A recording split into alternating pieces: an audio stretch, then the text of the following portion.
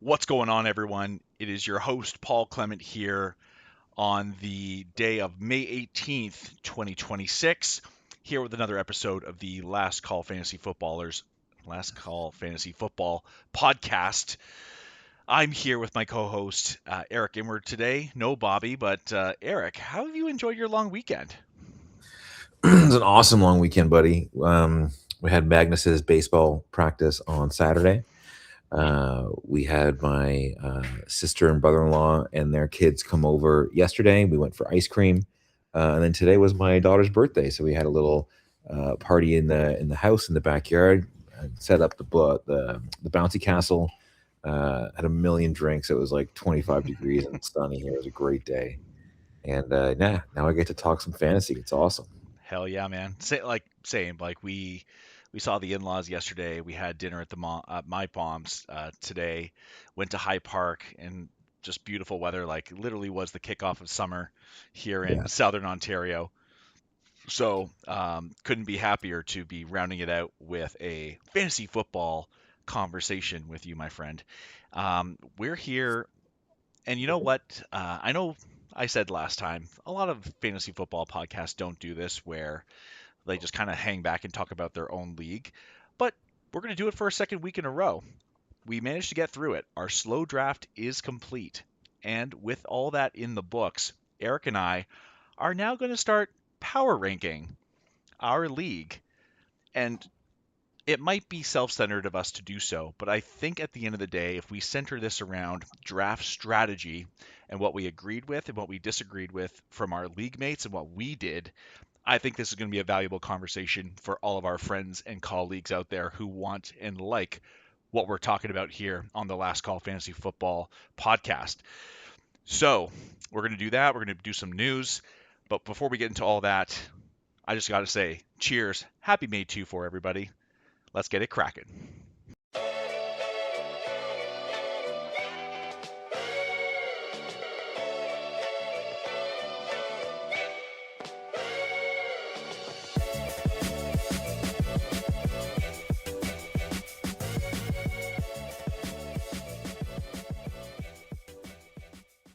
Also got like sunburnt, like in You the look hat. quite red. Did you go to Ty's house for that barbecue the other day? We did, yeah. We How was went. that? It was good, man. We got to see him and Erica, Max and Sarah, Strollo, and the kids were out bouncing around. So it was a good time. Nice, Yeah. nice. I honestly thought they showed more interest in going to High Park this morning, but they did not. So No one came? no, just us. Okay, so before we're gonna breeze through this news because it's stuff we all I think we knew it was coming, but I Mhm. think it's worth touching on. See if we have any comments. First off, Aaron Rodgers does decide to sign back with the Pittsburgh Steelers. What is your take on this, Inward, in terms of fantasy fallout? Like, were you hopeful that one of these young guns would get a chance, or are we happy that Aaron Rodgers is back in Pittsburgh? I have like no desire, and I had no desire to draft any players from the Steelers onto my team. Like they've been like a fantasy like graveyard for so long. I feel like, and Boom said it pretty succinctly, pretty well in the chat, right? Like they just keep kicking the can down the road, and like they're just going to be a mediocre team again this year, like refusing to like tear down and rebuild. I mean, at least they've changed like the coach, they've changed the offensive coordinator, right? So maybe it'll be like a little bit different of a team, but man, Aaron Rodgers is old, coming up like still had that recent Achilles injury. Like he's never been a mobile quarterback. He's even less so now. Um, like they signed Dowdle, who's like, a bruiser kind of running back. Yeah, I mean, I'm not really surprised. Like I think it had been trending that way for a long time. But yeah, the Steelers leave a lot to be desired from my perspective, like for fantasy. Yeah, I took Rico Dowdle in this draft, and he was really the only player I had any interest in when it came to the Pittsburgh Steelers. To your point, I'm not sure what they're trying to accomplish because it does seem like every time they have a chance to hit the reset button or establish a new culture or just like be innovative, they decide to just not be. And with the Mike McCarthy hire after they kick out Mike Tomlin, it's like a meh head coach. And then Mhm. they could have decided to try what they had in Will Howard or Drew Aller, and they decide, nope, we're going to bring back Aaron Rodgers, and it seemed like they really wanted to do so rather than these other two younger quarterbacks. When in a good quarterback draft class, predicting ahead here, they could potentially tank, even though they have a good roster. You take your medicine this year, and you potentially get a franchise-altering quarterback in a good situation going into 2027. Instead, I think you're right. They're going to be a 9-8, 10-7 team that's not going to be competitive in the playoffs. So, Mhm. uh, I guess congrats on another playoff season potentially. Pittsburgh Yeah. Steelers fans. um, Achan signs a 4-year deal extension. So this was in the works for some time now. Achan had been holding out of the voluntary, workouts and stuff like that. Clearly the most valuable player on that team on the offensive side of the ball as it stands right now. So I guess this is good. This is good insulation if you're an Achan fan. He's staying in Miami. He has worked very well in Miami. They've invested in the offensive line. You've got to feel pretty good about holding on to Achan. Like a lot of uncertainty that was around him seems to have cleared away. Yeah, I mean, that's another team I had, like, no interest in anyone, and they have absolutely no one on that team, right, other than him. He got a really big contract for, he's a smaller running back, like, I don't like, how durable is he gonna be over the length of this term, right? How good is he gonna be without McDaniel calling the plays, right? Like, I don't even know who the play caller is there now because they signed a defensive head coach, right? So it's not the head coach who's calling plays. So, like, is he gonna be any good, under this new system? I don't know. I think it's the Good for him. Good for him, and, like, shame on the Lions and the Falcons now for waiting for extensions, like, for their guys because the price is going up every month for Gibbs and Bijan. well put, well put. And I think that's good on the Dolphins to get this done for him. He's still not the highest paid running back by any means, but he's getting some nice change at the running back position. And I think it's more the quarterback situation more than anything else that's going to affect him this year. Because when you have a scrambling quarterback like Malik, what's his name? Willis. Thank you. Um, when he's your quarterback and he's not checking the ball down and not getting the ball out quick, I think that affects his overall production at the fantasy level. However, Mhm. there's also that argument to be made when you have that rushing quarterback, the two of them can kind of work off of each other. So maybe it balances out. Um, Mm. you are a holder of Malik Neighbors in our Keeper League, so I wanted to put this up here just to see if you had any comments because it sounds like timelines have not shifted, but Malik Neighbors did have a secondary surgery to get some scar tissue out of his knee in the last week or two. So does this make you more confident, less confident? We're holding steady, like he's a superstar. What are we doing here, Eric Inward? Very uncomfortable. I mean, like, I took a chance trading for him, right? That he had torn his ACL. I traded for him, like, the week afterwards. Um, and almost immediately, like, yeah, you didn't hear news right away, and then you heard, like, 3 weeks later, "Oh, he's set for surgery, like, next week," and it's like, he hasn't even had it yet, and then, like, video came out, like, not long afterwards, and he was, like, on crutches or on, like, one of those walkers past when it would have been expected to for a healthy surgery or a regular surgery, and, then it came out, "Oh, it was more than an ACL, it was a meniscus as well." And then, there were videos of him playing basketball and, like, he still didn't look strong, his gait didn't look that great, and I guess there had been a scar tissue buildup, right? So, like, nothing has seemed to have gone right in this surgery and rehab process. Yeah, I'm feeling very uncomfortable. I mean, I'm still going to keep him this year, and I want to see how that plays out. I think he's gonna start the year on, like, the pup list. There's no way they're gonna back. Um, he's still, like, the best player on their team. But I hedged it a little bit. I drafted, the other rookie who the Giants traded 3 picks for this year, Yeah. Malachi Fields, in case, it is, like, a longer term issue and there is, like, a new number 1, in the Giants. Um, but yeah, Neighbors is awesome, man. It would be great to see it. Like, you want to see guys like that get back to like full health, right? Because they're They fun make to watch. they make the league better. They make fantasy more fun when they have like a player like that playing. I'm not going to say I forget where I saw it or heard it, but it's like somebody had a hot take that was like the 2024 wide receiver draft class that was supposed to be the best in forever might end up being the biggest bust of all time, with Marvin Harrison Jr. being nothing special so far. Malik Neighbors suffering this injury. This could be a serious setback. Rome Odunze in a crowded field. Brian Thomas Jr. being relegated to sacrificial X. Like, it's scary. It's scary for Mhm. all of those players right now, I hate to say. And I mean, I was higher on all those guys. That's why I did the trade with you, which will go down in infamy, to make sure I had my choice of the litter, and it didn't fucking matter right now. So far, it has not mattered, Yeah. and I guess time will tell. But so far, history has not been on these guys' side to this point. Okay, so that's it for news, everybody. We're gonna get into the meat here, and I was talking to Eric, offline here, that it's kind of a blessing Bobby's not on, only in the fact that this is going to very easily become a messy conversation when it comes to power rankings.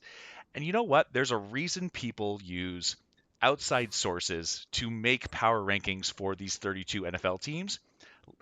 And now that we have two very invested managers in the league making our own rankings and now discussing them, where most of our league mates are probably going to watch and enjoy this content, it's going to be fun to see the fallout, the comments, and the debate that comes as a result. So we're going to start. I'm going to throw up our rankings here onto the screen in just a moment here, and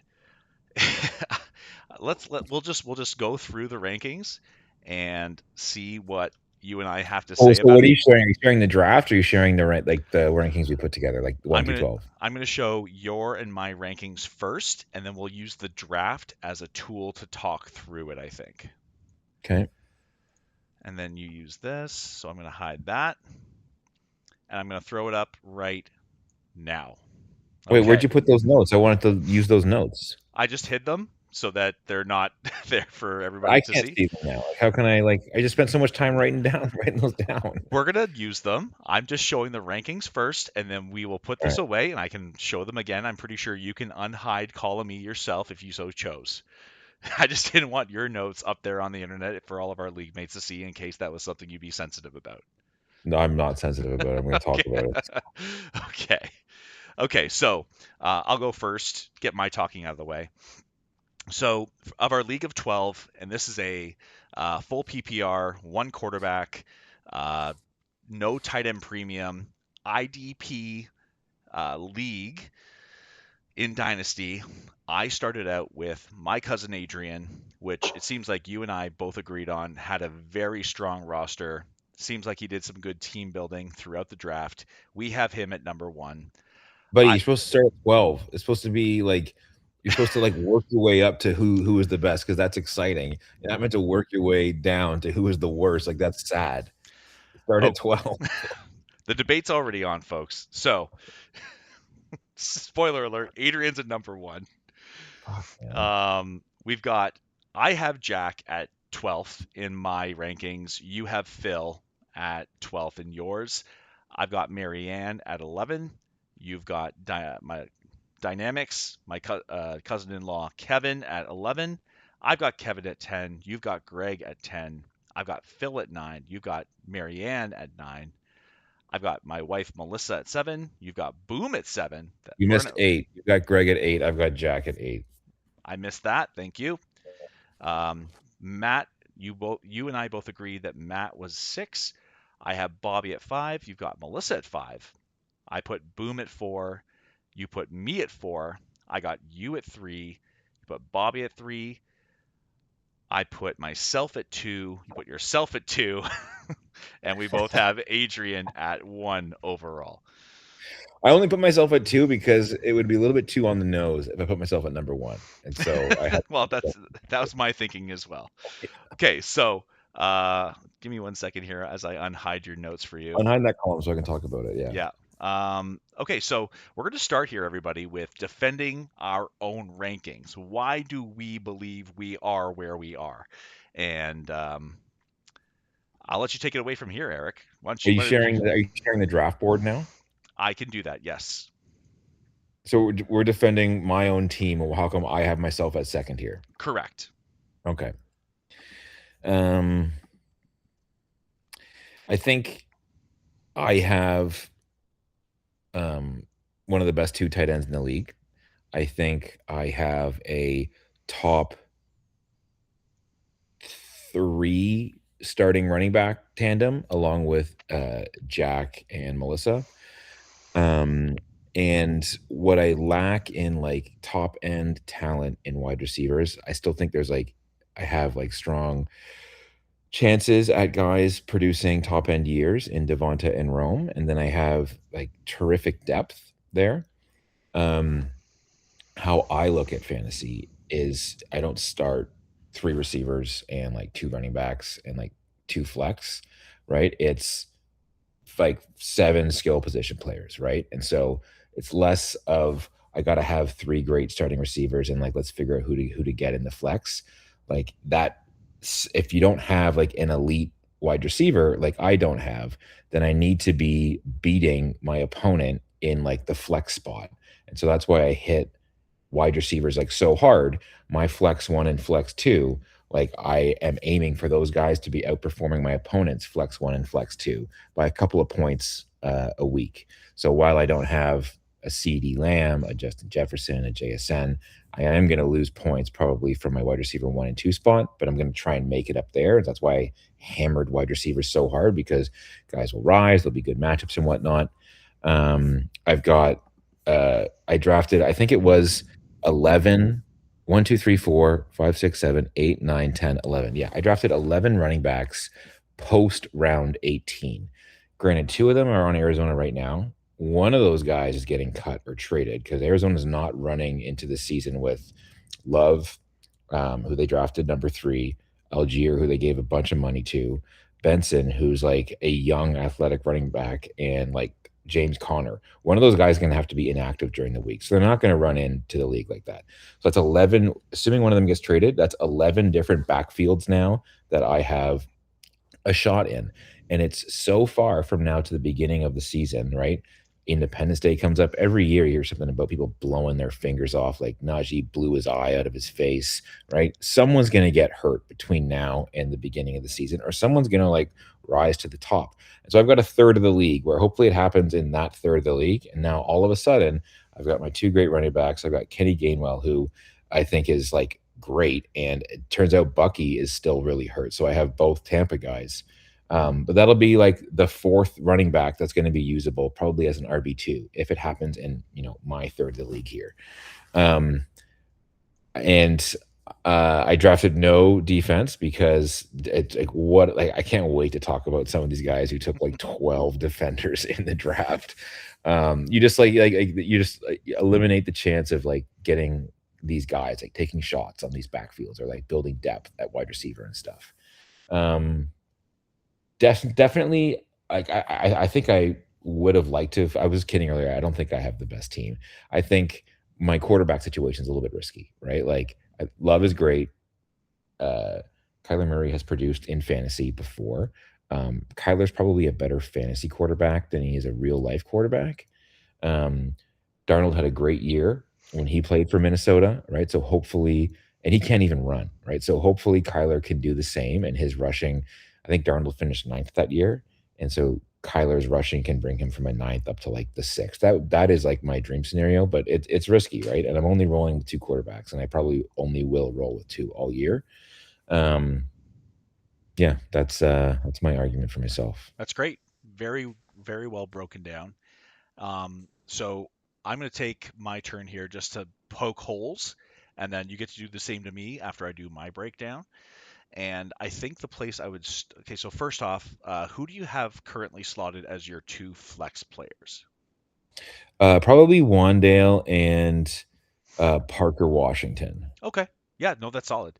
So I think where I would start then is you followed your heart and went with Jeremiah Love off the top here. And I guess when I was looking at doing our power rankings, I'm looking at competitiveness over the course of 3 years, and it seems like you kind of leaned on the young side. So going with Jeremiah Love, going with Jordan Tyson, Roma Dunze, who maybe had a spurt there at the beginning of last season. Um, I think those are the like in those first 6 rounds, those are the places I would be like question mark, but I see the upside. Obviously, see the upside, and we're both going to be biased towards our own teams.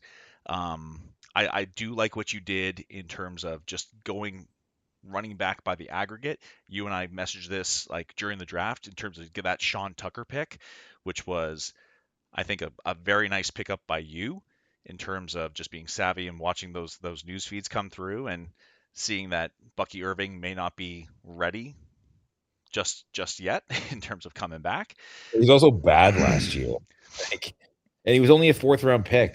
And it's like, yes, he was good in his rookie year. He wasn't good last year, but it was only a fourth round pick. So, like, how does the team really feel about him? Right? Does the fantasy community think more of him than we do? Dude, Kenny Gainwell got like $12 million on the first day of free agency. So, like, he was their number one target. Like, they were like chomping at the bit, like, one of those like drag race cars waiting for like the light to turn green to go to Kenny Gainwell to give him money, right? Like he is going to like play. He is going to produce for them this year for sure. And that I know you bashed that pick, like on our last episode, you bashed your Kenny Gainwell pick, and I was like, Yeah, I was what are you messing with. talking about, man? Like I Yeah, love that pick for you because that's I was messing he's not around. he's more than a warm body. He is a capable back who's been stuck behind Saquon for a couple years now, but he is a good running back, a good pass catching back. So don't hamstring yourself too much on that. I love your Jalen Noel pick here at the 16th round. Like, You're a big Harmon guy. You should read what Harmon wrote about Jalen Noel. yeah, so him being there in the 16th, I was eyeing him as well. That's a nice pick. Um, I think the reason I have, I think the reason I have you just docked a little bit on our rankings. I mean, I have you behind me at 3, so dropping you one spot. I think it's literally just the question marks of Tyson and Dunze. And I mean, we don't know what Devontae Smith is going to look like in this new offense if AJ Brown is shipped out. But Mhm. I do like the depth you've built, so that's why I have you so high. That's my rebuttal. Thanks. Thank you. Okay. Now I have to follow all that talking with more talking about my team. I'm going to throw my team up here for everybody to see. So, for anyone that didn't tune into last episode, I started my draft off with Jahmyr Gibbs, who was my Dynasty RB1. I followed up with that Josh Allen in the second round, who's just naturally the QB1. So, very excited about that tandem there. And then I want to just clarify because upon listening to our last episode, I remember saying uh, I wanted to go for studs, and that's a really fucking stupid thing to say because obviously everybody's going for studs. I think I want to define that a little bit better because my next couple picks were guys that have done it in the league, have been consistent, and have been paid. So when I look at my next couple picks here, Chris Olave, the talks about extending him in New Orleans have continued. He has done nothing but perform since he's been in the league as a consistent floor, and now we've seen the ceiling with him now that Tyler Shuck is at the helm with a quarterback who's willing to huck it down the field and not give him kill shots over the middle. Jamison Williams, top 12 receiver last year, in a year, admittedly, in a year where wide receiver points were down significantly. Chris Olave was wide receiver 6, Jameson Williams wide receiver 12. Getting those guys in the third and fourth round to me are extreme values. They have the ceiling, and if the floor just falls out because Chris Olave gets another concussion and Jameson Williams becomes irrelevant, then so be it. But I like my swings there. I also doubled up on depth later in the draft. did What I did feel the pinch on was not having that fifth round pick, but I did trade up in the sixth round to make sure I got Cam Scatabo. I'm very excited to have him as a RB2 behind Gibbs. And then to get Terry McLaurin at the top of the seventh, or sorry, Christian Watson at the back end of the sixth.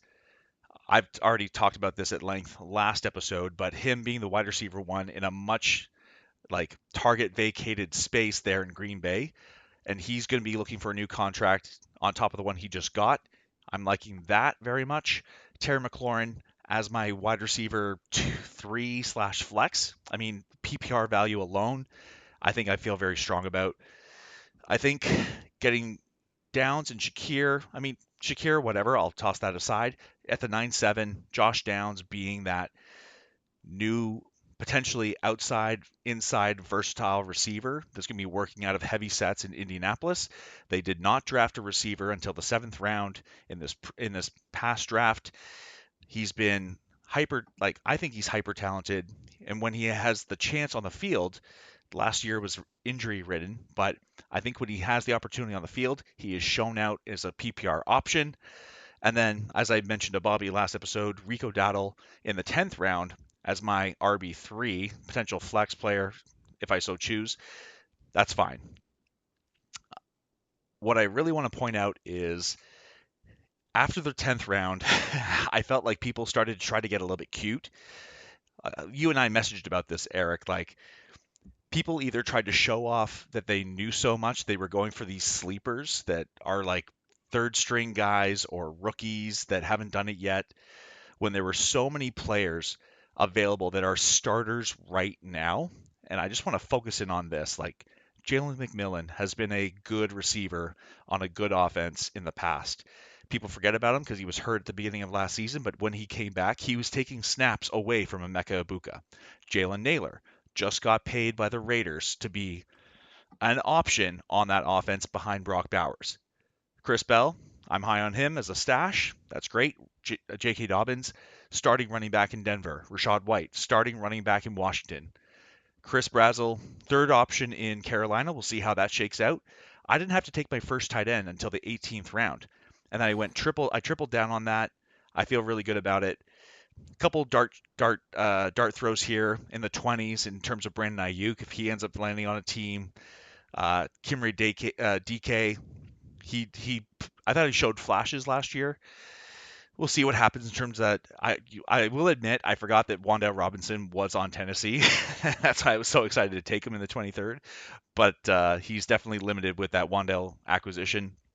Some backups here, and I really feel good about C.J. Daniels on the Rams as a deep sleeper, and Cyrus Allen on the Chiefs as a deep sleeper. So I will hear your rebuttal now, sir. Yeah, you have a nice team, right? You said you didn't have to pick a tight end to the 18th. You feel good about it, right? To each his own, right? I have to lose somewhere. Yeah, like Juwan Johnson had a flash in the pan year last year, his only ever reasonable year, and that team has now added in a top 10 pick at like receiver, right, to potentially take receptions away from Juwan Johnson. So I don't know if you can rely on him being the eighth overall again, and then two other guys, younger guys, Barner and Theo Johnson. With like new offensive coordinators, new like environments, it's going to be this year. So I think you're going to be really lacking at tight end. Um, Obviously, you have the best running back and the best quarterback in the league, so that's a boon to your squad. You touched on it a little bit about the wide receivers, and if they fall off, so be it. But you like the swings they took, yeah. I'm not a huge JMO guy. I know you're a big JMO fan, but like he did have like a good year last year. And like Olave with the injury stuff, but I guess really he's only missed like half of one season. He basically played 3 full seasons. Other than that, was a really good prospect, but is also going to be competing with that same top 10 pick as like Juwan Johnson. Um, Scatabo. We spoke about Scatabo briefly. Had he been healthy all year, would you have been able to get him in the sixth? Probably not. Right? Dowdle as your third doesn't inspire a ton of confidence in me, but you like you said, you hit in the mid rounds a couple running backs in a row there, Dobbins and White, to provide some depth. Yeah, like you've got a good team, man. Right? You're definitely in like the top like 3 or 4. So I don't have a ton of hope holes to poke like with your team. It was a good squad. Good job drafting. Appreciate it, man. We're supposed to be bashing each other in our rebuttals, but all we can do is compliment each other on how well we are at this game. I guess I guess we'll see how it plans out, right? Okay, so let's get a little bit more into the weeds here. Um, Looking at each other's rankings, who do you like? Where do you have the biggest problem with my rankings versus yours? Mm.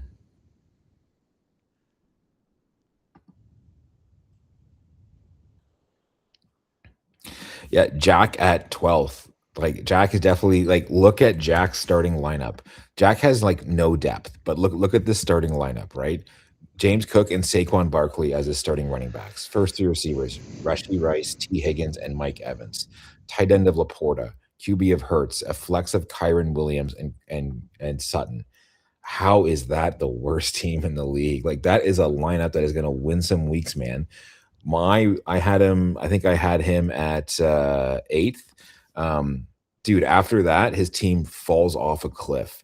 Jack drafted 12 defensive players, 12 defenders. You can only start 4.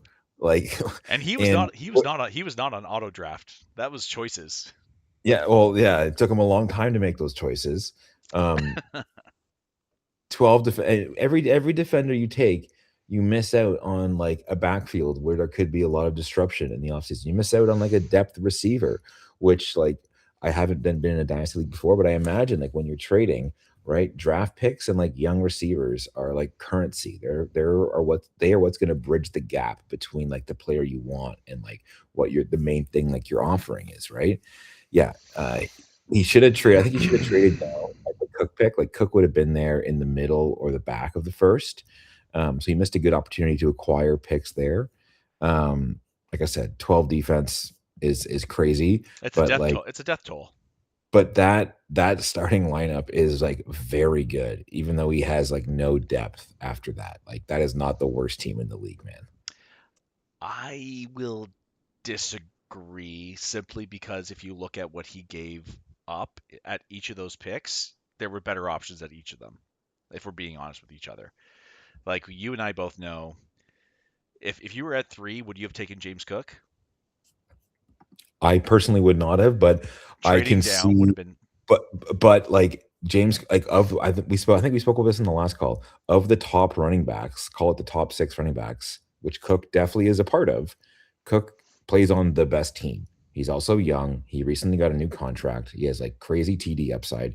Like he it's not like he took like like Saquon third or like Christian McCaffrey third, guys who are going to age out of the league in like 2 years. Cook's not going to do that, and he's still going to be on the best team in the league with the best quarterback in the league, like still playing meaningful games down the stretch. So like I don't hate that pick, but like he could have gotten him later, could have and he gone could later. have Yeah. gotten a ransom from someone who wanted to come up and draft Gibbs, right? Well, so it's funny you mentioned Barkley because that was his next pick, and Yeah, I wouldn't take Barkley at 3, but would I take him at the end of the second? Probably, over like, I didn't wanna take him at my pick, but, like, that's a great team with another, like, crazy TD upside. Like, those are good running backs, man. over Kenneth Walker, No, I mean, no, over I Chase wouldn't do Brown, that. Debatable over Chase Brown. over Josh Jacobs, who's younger in a rush first offense. Yes, I would definitely take him over Josh Okay. Jacobs. All right. Okay. So there's some wiggle room there. And then like we're talking about again, I'm looking at this from a 3-year competitive standpoint. Rasheed Rice is sketchy at best. Like if when he plays, that's great. He's missed time for injury. He's missed time for off-field stuff. It's been it's been tenuous, I think, with Rasheed Rice, and I think the Chiefs are trying to hedge a little bit with some of these picks and UDFA's they brought in. They're not trying to say outright that they don't believe in him, but I think he's on like shakier ground than people want to give him credit for. As an owner of T. Higgins, it's a hell of a roller coaster ride. The highs are high, the lows are low. And then he didn't draft another wide receiver until the 8th round, which is Mike Evans, who is he could be out of the league halfway through the season, as far as I'm concerned. So there's could his team have a winning week? Yes. Is he going to be competitive over 3 years? I don't think so. And that is why I have him at number 12. Yeah, I mean, I would say his team is built to win now, right? But he doesn't have any depth, which You is need, like, trust me, right? depth. Like, guys get hurt, then there's bye weeks, right? So, um, Could be a hard like mountain to climb. to fill the full roster, right, including the flex, he's gotta like Kyron and Sutton are playing like every week. One of those guys gets hurt. His next offensive player he took was Travis Kelsey, another nice big name, contributed last year, sure, but like he's spoke about retirement the last couple of years, right? And then it's Judy, and that team drafted two more wide receivers this year. And then it's a backup, Braylon Allen, who isn't even the best backup on the Jets, right? So but that being said, like the first 4 weeks of the season before there's any buys, we know what his starting lineup's gonna be. He's gonna win at least 2 out of those weeks, maybe 3, right? And then buys will kick in and guys will get hurt and he will probably struggle. Um, the 12 defense is a killer. If he had put like just cut that in half. Six, even six is too much. But let's say he drafted six defense and then drafted six offensive players with those other guys like he didn't select, even if it was like the last six picks, right? DeJean, Mesidor, Ramsey, McNeil, and like Jones. There's still guys down there that like could have contributed like later in the year. I mean, ideally, you do it earlier. You'd like he took when did he take his first guy? Crosby in round 9. Dude, right after Max Crosby, like Jaden Reed, QJ, Downs. Man, it changes your roster. It does. Yeah. And Yeah. I think, to be fair, not everybody has drafted with defensive players before, and not everybody has done Dynasty before. But I think the inexperience really starts to show when you get past those first 8 rounds, where people are usually used to just looking at their starters and then maybe a couple bench players. You kind of have to know your stuff to get past round 12 and beyond when we have a 30 round fucking draft. All this being said, like I really like his starting lineup. Like that is a Okay. tremendous starting lineup. Like and yeah, is Evans going to be in the league 3 years from now? Like I don't know, right? Barkley, I don't know. So yeah, it's maybe a little bit on the older side, but you also had said the opposite thing to me. My team was like too young, right?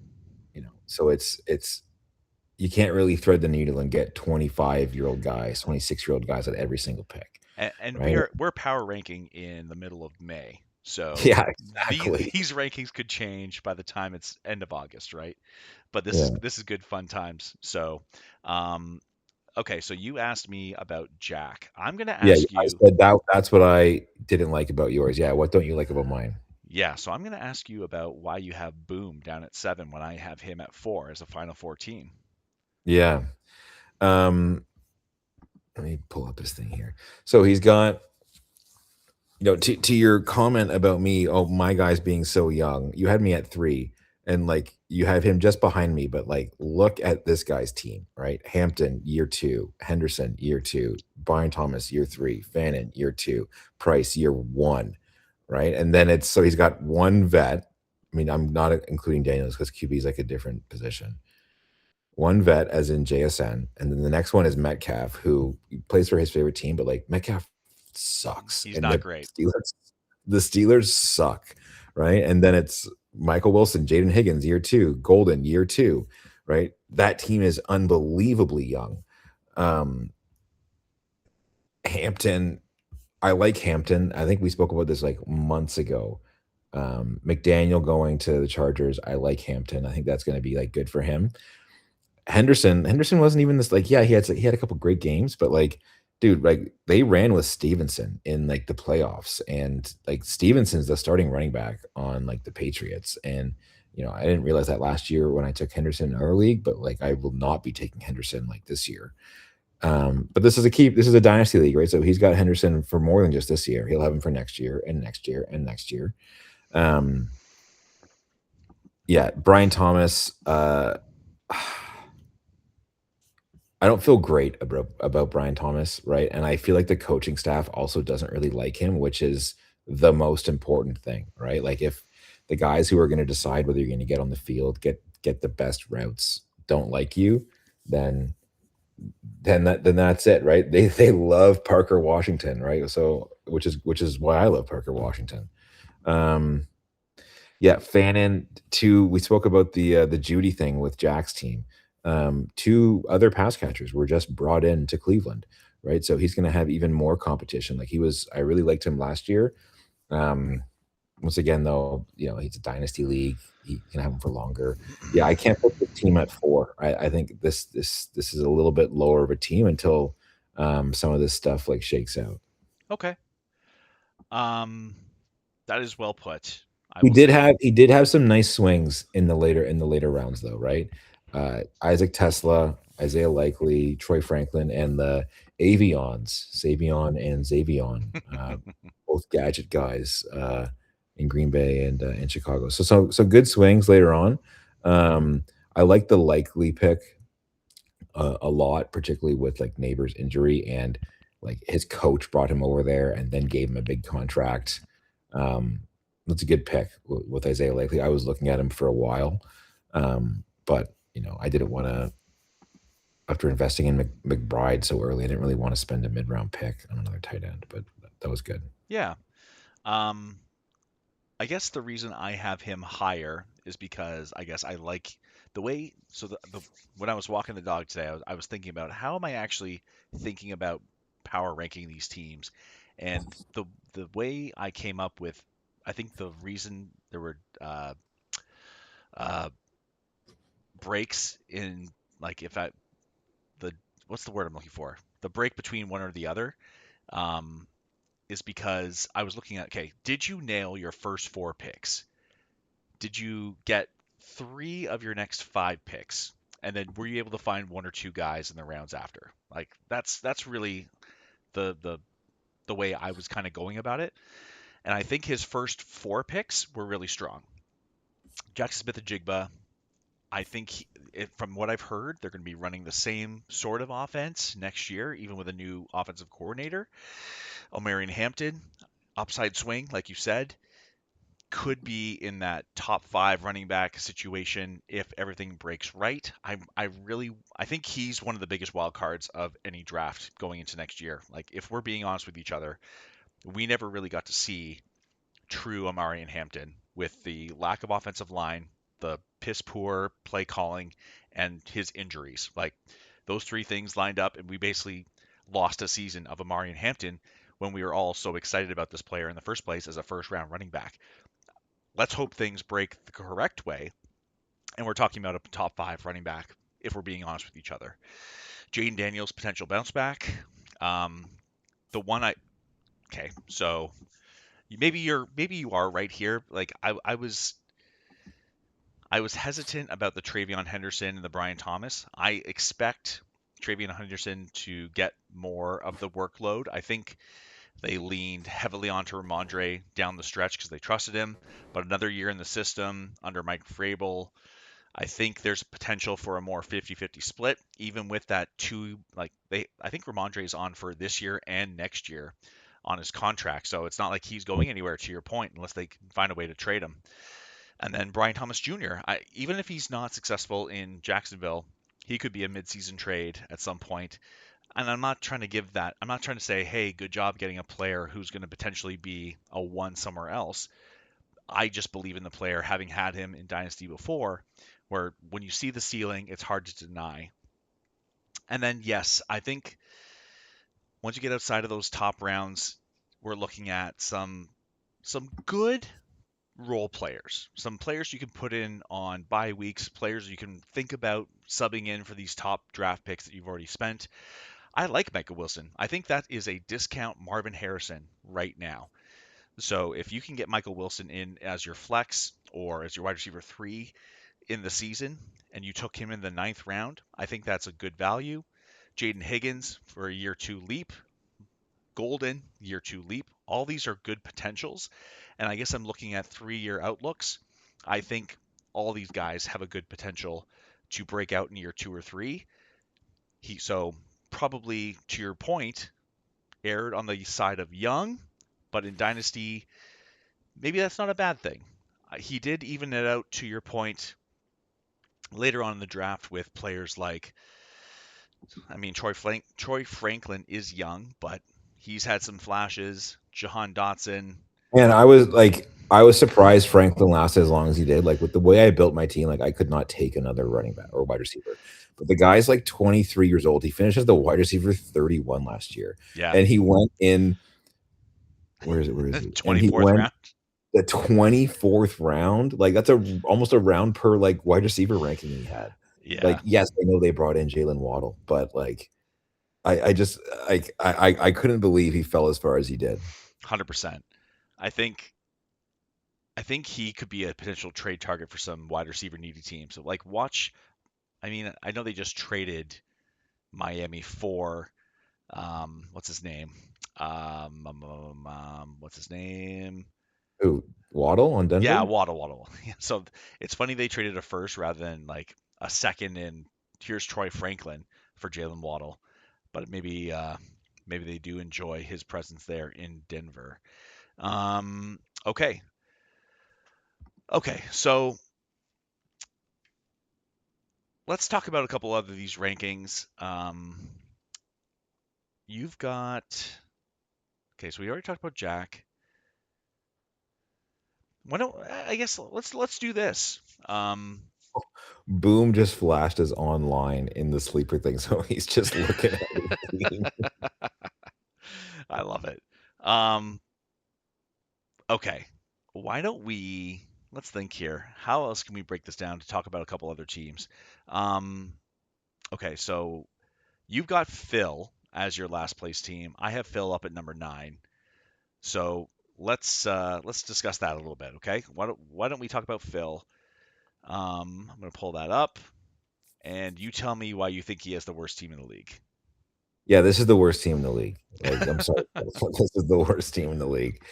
You took 9 defenders, which is, like, at best, 5 too many, but really, you should only be drafting, like, 2, and then you can fill the last 2, like, right before the season starts.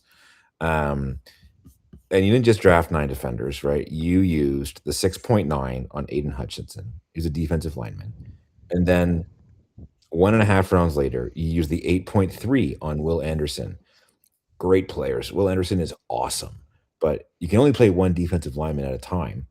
And sure, you could use your IDP flex spot to play both of them, um, but I find there's a lot more variance in defensive linemen than there are on like linebackers or like safeties, and so that comes a little bit of a risk. So 2 great players, but like let's look at who you passed up. Right after Hutchinson was Jalen Hurts, Christian Watson, Casey Concepcion, great players who could have contributed to your team. And then right after Will Anderson, Warren, Alec Pierce, couple picks later, right? Monangai, who you did select. So sure, I guess maybe that's the wrong example to use, but shortly after him, you could have had both these guys, right? Like Ramondre, Cooper, even in the round after, like there was a good run of receivers there. Reed, QJ, Wilson, Downs. So a lot of missteps there. But let's look at the players selected, right? Neighbors, who's coming off of a second knee surgery. Granted, Neighbors is awesome. Egbuka. And then your wide receiver 3 is Jeremy Bernard, a rookie in the Pittsburgh offense, which is not great. And then your running backs are A Chain and Harvey. Harvey is also not great, and the team seemed to be Denver seemed to be desperate to get another running back this year, and they re-signed Dobbins. So Harvey's not like guaranteed to play all every down. Um, Tyler Warren is good, but then he drafted a second tight end just a couple picks later in like Gadsden. Uh, Timing on this, I think that pick was made before the Njoku signing, so I can't really like fault you like for that. True, true. But like structurally, having 2 defensive linemen and 2 tight ends after round 8 like is not the way I would build my team. Um, and yeah, and so if we look to see like what your flex would look like, right? So your third receiver is Bernard, your first flex would be Manon guy, and then your second flex would be either Gadsden or Shaheed. Yeah, I don't love that team. You did take some nice swings later on though. Kalon Black, the rookie running back in San Fran, Mike Washington, the rookie running back in Las Vegas. I was really looking at Mike Washington. I was like pretty annoyed when you took him there. Um, Caleb Johnson, right? Uh, who knows if he can revive his career under this new like regime? And then some like later receivers, right? Jack Betch, Skylar Bell, Mooney, and Bateman.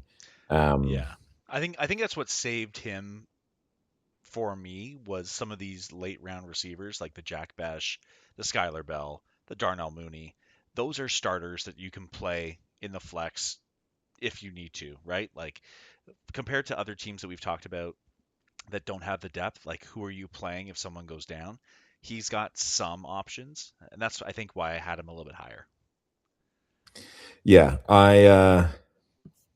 I just can't get over Those the middle double round, defensive linemen in like the single digit rounds. Like, yeah. it's Um, tough. I mean, again, it shows when people don't know IDP and they're not used to these huge drafts. yeah. I don't want to say he panicked, but I mean, I don't know. Like who, if you and I looked each other in the eye, who is the best defensive lineman that you could draft? I guess like if We we were Will Anderson. Will Anderson's Will probably the Anderson, best. right? Yeah, Yeah. So like great player, but I think no defensive lineman is worth a pick there. And maybe that's just like you said, inexperience with IDP. I yeah, will also say some of the like he did have some like nice picks later on, but like then some of like the other picks like that. I think he's already dropped him. This like UR Bernard, this like Nigerian absolute freak athlete, that the Eagles selected in the 7th round. Like great story, but that guy's not going to play in the or he's not going to produce like right away, right? So he's already dropped him. But yeah. like had he stayed at that pick, he could have gotten Njoku or like Ryan Flournoy, who's like the wide receiver 3 in Dallas. Like those guys could have contributed to your team this year, and you don't have that opportunity for them to do that because you took this Bernard guy who you've already dropped. And so you basically just like wasted that pick, right? But those are guys who can play for your team during the flex, like sorry, during like bye weeks. And so it's like yeah, it's like fatal to like waste picks like that, like later in drafts. The lack of depth is going to sting later on. That's for sure. You Yeah. know what? We're going to take a quick break here, folks, and we'll come back to finish things up in just a moment. Okay? Be right back. All right, we're back, folks. So we're going to talk through a couple more teams and just try to touch on as many of our league mates as possible since we know that they are so eager to hear our opinions about their drafts and definitely will not suffer any consequences as a result from this. So um, there's one team I want to touch on, and that's my cousin Marianne's, who I put at 11 in our rankings here. And I guess the word I would say is I guess I'm disappointed because she had the bravery to take on an orphan team in our previous iteration of this dynasty league where she was behind the eight ball and she drafted well. She was doing her best to rebuild, and then all she did was the exact same thing that kind of hindered her previously, which is just overdrafting defensive players and kind of not maybe following ADP to a fault, I guess is the way I would put it. I do like some of the picks she made. Like I messaged her in terms of that Kyle Pitts, Casey Concepcion turn at the 7-1 6-12 turn. I really enjoyed that. I said, hey, good job. You sniped me because I had Casey Concepcion queued up at that I called it 7. out in the I called it out in the draft too. Like I knew, like yeah, you were gonna splooge if you got a chance to draft KC. I was very high on KC, so I'm upset that he didn't get to fall one spot later. Um, I mean, like again, we're looking at 3-year outlooks here. Bijan, great, hard to mess up at the 101. George Pickens, fine at the 212. Follow, but then we're looking at Bucky Irving, where we talked about before, Kenneth Walker, Chase Brown, Josh Jacobs, guys that have been in the league, are top performers, top scorers. Where Bucky Irving's a 4th round pick who's been beat up in many ways. Taking him at 301 seems rich. And then she had to wait at the turn again. She comes back with Zay Flowers, Joe Burrow. I don't mind that at all. That's pretty good value for Zay Flowers, but like Joe Burrow versus Lamar Jackson versus Caleb Williams. Um, I just have question marks like up and down the roster. I don't Her, hate. I don't hate this team. Why? Like particularly like the early part, right? Like yeah, I agree with your take on Bucky Irving as opposed to some of the later running backs. Like I would have taken every running back after like Walker, Brown, Jacobs, Brees, Trevion. I would have taken them all before Bucky personally. yeah, Um, I mean Bucky's fine, right? Zay's good. Burrow's good pick. Pitt's not a bad pick. KC good pick. Stevenson like good pick. Like I said, I think he's the starter, right? yeah, Devontae, a little bit older, but like Devontae is going to be a Hall of Famer. Like he's going to produce like this year and probably next year too. Um, my issue with this team is they didn't take another swing after Aaron Jones yeah, at running back, and yeah, Jones is old and definitely fading. Um, she had what did I put down here? 11 on the defense. yeah, And after Kittle, she drafted Kittle in round 17. After Kittle, not a single usable offensive player like after round 17. Like you basically could have stopped the draft on round 17 for her yeah. team. Right. So that's 13 rounds of like And wait. I will say now, it's been a couple. I guess it's been about a week since we finished this draft, and has it? No, that's not true. Anyway, she managed to pull off a trade for Baishal Tootin. Yeah. The trade for Tootin. Yeah. I don't know what the Flatliners is doing because like they've got no running back depth now, right? Like acquiring another first round pick, right? Sure, savvy, 2027. Yep. right? Yeah, and people are talking about this happens all the time. People, oh, wait till next year's draft. We just did this with Marvin Harrison, Malik Neighbors, Roman Yeah, we Tunze. just did this, man. Like this happens all the time, and drafts are never as deep as or as good as you think they are. Um, yeah, I yeah, I think she definitely won this trade, right? Like Tootin's like Interesting. Tootin's an exciting piece, an exciting player. And she got a third back, right? Like it wasn't like she gave up a first for nothing. She got a third back as Yep. well, and Tootin. Um, yes, the Jacksonville coach Cohen brought in his old college running back in Chris Rodriguez, Rodriguez. Yeah. but like I think that was a good trade. Um, I imagine the Flatliners initiated that though. Like I don't think that it would have been Marianne's not so involved, but yeah, just the she'll way you were respond. describing her, right? But that being said, right, could Tootin be better than Bucky Irving this year? Like he definitely could be better than Bucky Irving this year. I Um, think she made her team better this year, and Definitely, I and feel potentially next year too, right? yeah, Like, and her team's not bad, right? So I don't know if she would have been. Oh, I guess it's not like a lottery, right? You have to win the toilet bowl. So like she might, maybe she will win the toilet bowl. I don't know. Maybe she'll make maybe the playoff, right? But like yeah, I didn't include the Tootin trade in my rankings here. If having done that now, I might move her up like a slot. right. And I'm probably in the same boat. I think the Tootin trade moves her up for this year. I think I think for it, but mm, I think the flip side of that is she traded a first round pick, which who knows what that will be. It could be top or bottom of the first round. We don't know, but it should be a strong draft, so they say. And you're getting a fourth round running back, and history just says that fourth round running backs, they are replaceable. I hate to say Yeah, it, and like it's showing up already with them bringing in Chris Rodriguez. If Chris Rodriguez scores six of potential Bayshal Tutin touchdowns, I feel like that's a value lost. So I did soften on it. I messaged Marianne. I said, hey, um, did you consult anybody before you decided to make this trade? And you and I messaged, and I've softened on it. I think it's a fair trade, and I think the opportunity for Bayshal Tutin to emerge as like the next day I three would have done that pick. trade. I'm annoyed I wasn't offered that trade. I would have probably given up my next year first for Tootin. and I Yeah, wouldn't have asked for a third back flatliners if you're listening to this. yeah. Yeah, I wouldn't let you keep that. So, Cool, man. um, Okay, so is there a team that you want to talk about before we start to wrap this up? let's talk about Adrian's team, and Sure. then we can Yeah. wrap. I mean, Right, we both have him as the we top all guy in the league, we all gave right? him yeah we all gave him his flowers. We didn't bother to talk about him. Yeah. I mean, Nico Collins as your wide receiver three is like a pretty damn good like set of wide receivers there.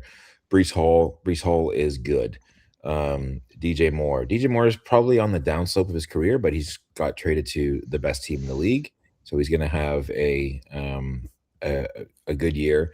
I like David Montgomery this year too, man. He's been a producer literally every single year in his career, and that's not going to change this year. He is going to be probably a top 20 running back this year. Shorter career span moving forward than Brees, but that's fine. The taking the swing on Travis Hunter if he's able to produce as a wide receiver in the DB slot, great swing. Yeah. And then followed that up with Worthy, former first round receiver, incredibly fast. Yeah, he's so enticing, but like he's also so tiny. And what is I had him in our other league, I and like know. I was watching that game when Kelsey just annihilated him on like the third play of the year, and just all my hopes were lost. And yeah, I would love to see Worthy like get healthy and produce again.